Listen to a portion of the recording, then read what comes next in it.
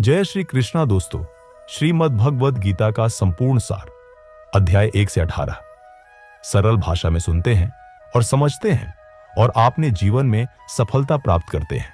श्रीमद् भगवद गीता महाभारत के भीष्म पर्व के अंतर्गत आती है। यह कुरुक्षेत्र के युद्ध क्षेत्र में भगवान श्री कृष्ण और अर्जुन के बीच हुआ संवाद है। भगवद गीता का संपूर्ण सार है।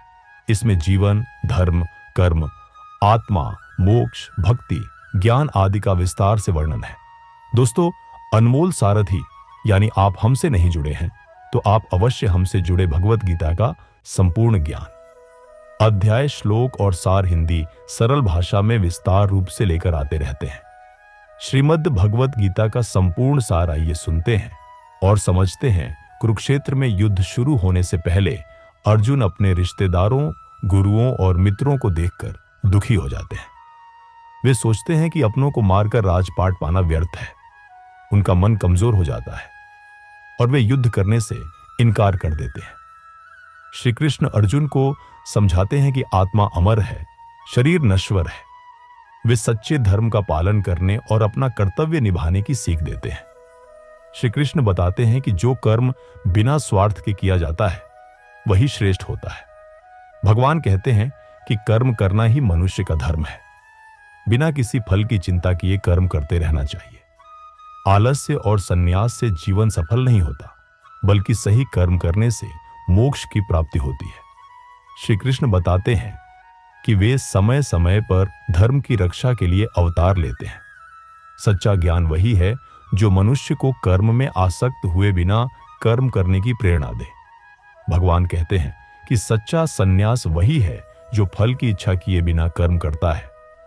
सिर्फ बाहरी संन्यास, सन्यासी बनना करने से मोक्ष नहीं मिलता, बल्कि निष्काम भाव से कर्म करने से आत्मज्ञान प्राप्त होता है।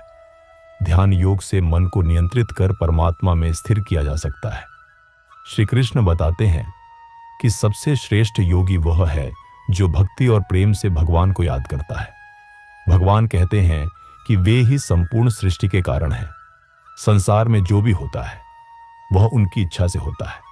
सच्चे भक्त को उनकी महिमा का ज्ञान होता है और वह संसार के मोह से मुक्त हो जाता है। भगवान बताते हैं कि जो अंतिम समय में उनके नाम का स्मरण करता है वह मोक्ष को प्राप्त करता है। जो मनुष्य पूरी निष्ठा से उनकी शरण में आता है उसे जन्म मरण के चक्र से मुक्ति मिल जाती है। भगवान श्री कृष्ण कहते हैं कि सच्चा भक्त वही है जो प्रेम और श्रद्धा से उनकी पूजा करता है। वह छोटे से छोटा उपहार भी स्वीकार करते हैं यदि वह सच्चे हृदय से अर्पित किया जाए। भगवान अपनी महिमा बताते हैं कि वे ही इस सृष्टि के कर्ता हैं। वे हर चीज में हैं। गंगा, हिमालय, गायत्री मंत्र, अर्जुन जैसे वीरों में उनकी शक्ति अनंत है। अर्जुन भगवान से उनके विराट रूप के दर्शन की इच्छा करते हैं।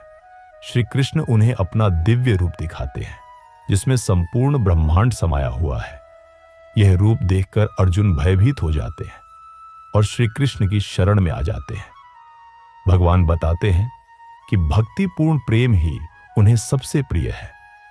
जो भी उन्हें सच्चे मन से प्रेम करता है उसे वे कभी नहीं छोड़ते।